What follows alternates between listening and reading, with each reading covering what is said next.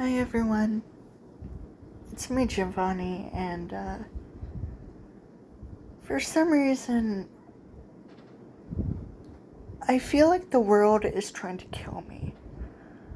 I don't know why. It's just that last night I got an update of Wattpad on my phone, on my tablet. I had to install it, and when I did, everything was fine except that the installing the update it took a long time for it to load up, but it finally did, and everything was fine again. But if it updates again, I just hope I don't have to deal with this, because it just updated out of the blue yesterday. I wasn't sure why. It was probably due to,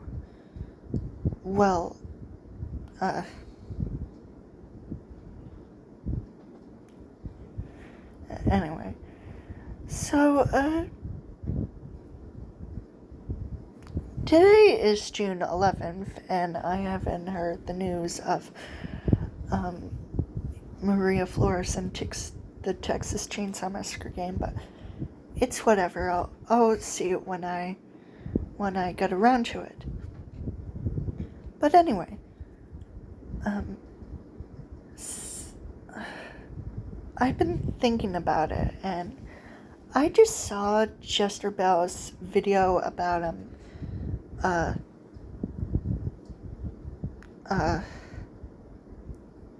ships that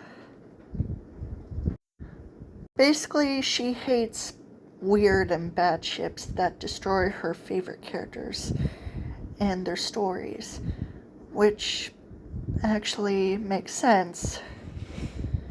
And the main topic that I wanted to talk about was my favorite character from DC, Harley Quinn.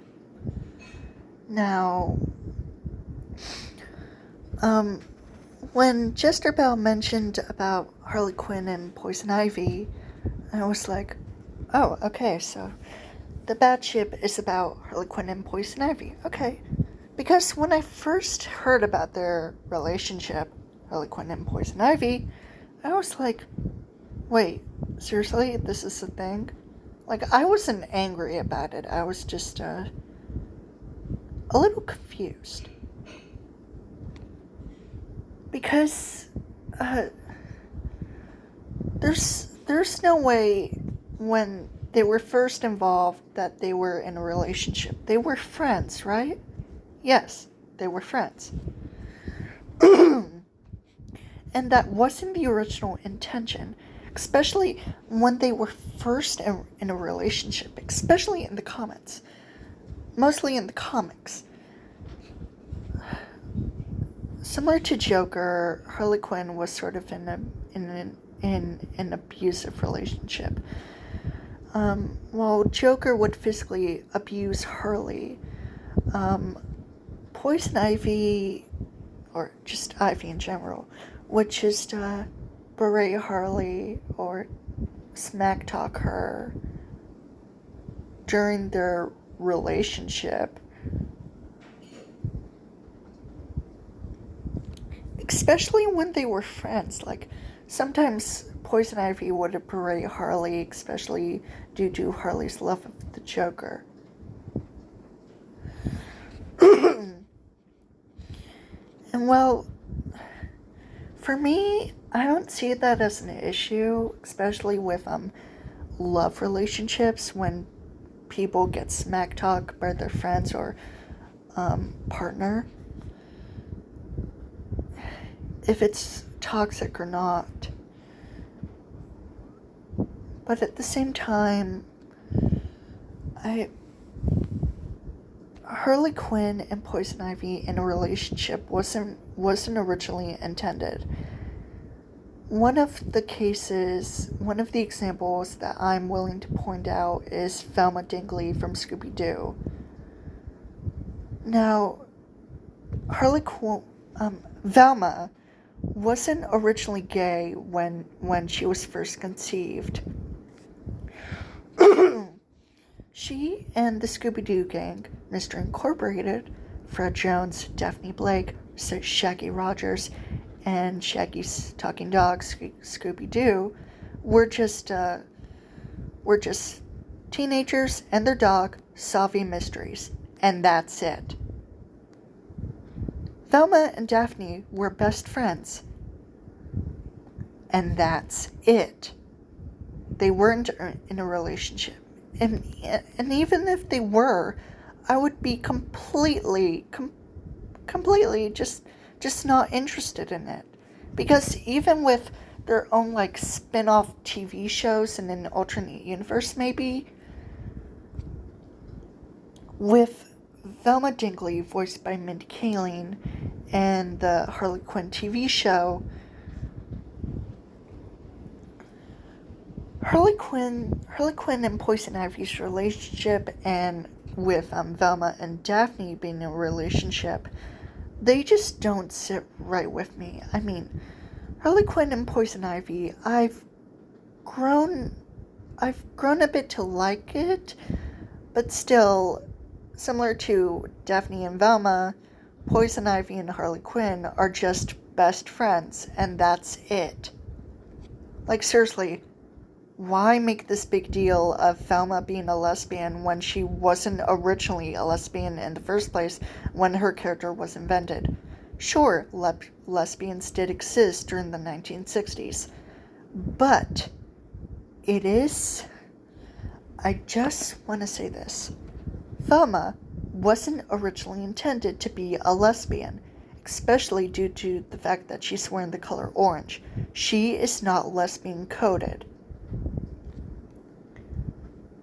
And the fact that she's completely different from Daphne, Velma wearing an oversized sweater, having short bobbed hair, wearing glasses, a frumpy face with freckles, it doesn't mean that she's a queer character. That was just the norm during the 1960s with women having short hair, glasses, wearing turtleneck sweaters and pleated skirts. Like, that was the norm in the 1960s. Just one of them. One of them. But anyway, one of the other things is that, so,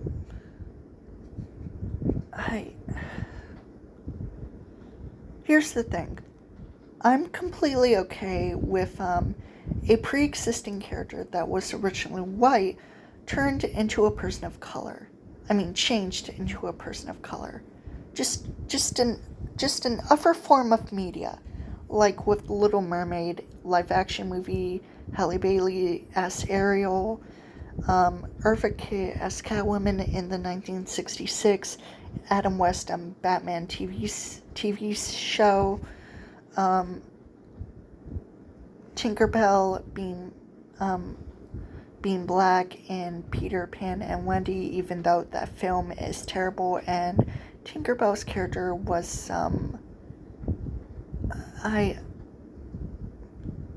I'm just glad that I didn't watch that movie, because I was pretty certain that it was going to be terrible. It was released out of nowhere. It was released quietly on the streaming service Disney Plus, and it just flopped, especially with most of the female characters just fighting. And it's not like a beat for beat remake of the original 50s classic. No, it's completely different, but it's still terrible. And it's not because of a person of color. And it's not because a character who was originally white is changed to a person of color. No. It's just because of the feminist story. That's it. And as for Velma, Cinderella, Ariel from Little Mermaid, Harley Quinn from Velma Dingley from Scooby-Doo, Cinderella from, Cinderella. Catwoman from Batman, and Ariel from The Little Mermaid. Originally white. But in some form of media, they're now a person of color. And I don't see that as a problem. But for some reason, people still complain about it. They still do, due to the whole woke thing. Like, why? Why? Why? Seriously, people of color is nothing to complain about, especially if it was a pre-existing character that was originally white. Here's something. This is pretty simple. Having a pre-existing character who was originally white to be now a person of color has, like Harley Quinn, Catwoman, Cinderella, Ariel from Little Mermaid, Velma from Scooby-Doo, their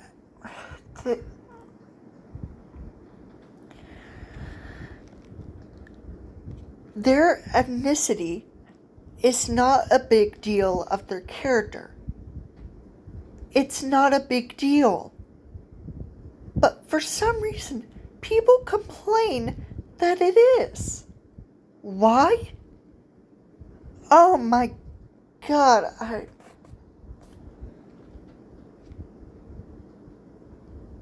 I am a Hispanic person. I don't care about people of color. I'm okay with it. I am defensive about black people because ever since I've heard about racism, most of the time it's almost always about black people being the target of racism. And it hurts me because when I was little, most of the time it was black people, women. And I sort of think that nowadays, I thought that when I was little, I thought that black women were a bit more attractive than other women, white women, or other people of color, and that's fine. It's fine if you have your own,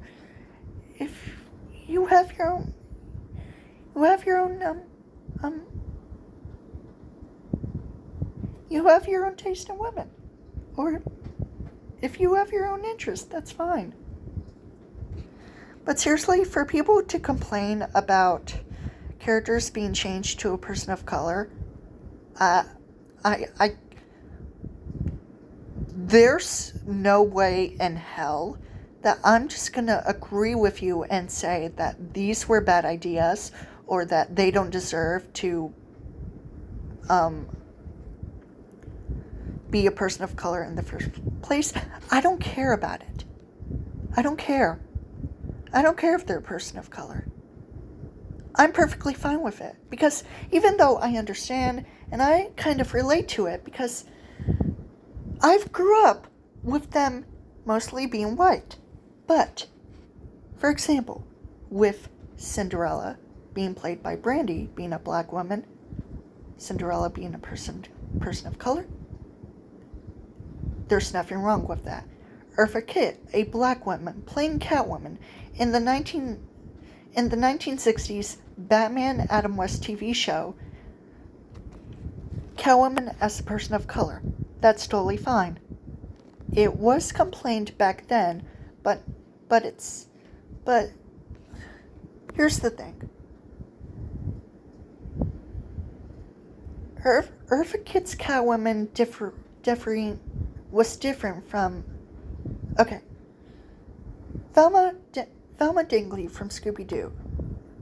She and her friends solve mysteries. That's it. Catwoman, a cat burglar who falls in love with the superhero vigilante Batman, whose real identity is a boy billionaire who lost his parents. No big whoop. And Harley Quinn, she was a psychiatrist manipulated by a psychopathic clown and abused by him as a result. And Ariel from The Little Mermaid, she's a mermaid, a fictional character. And it turns out that black mermaids somewhat exist in some form of media, like ancient illustrations, I guess. But anyway, that's all for this video. Bye.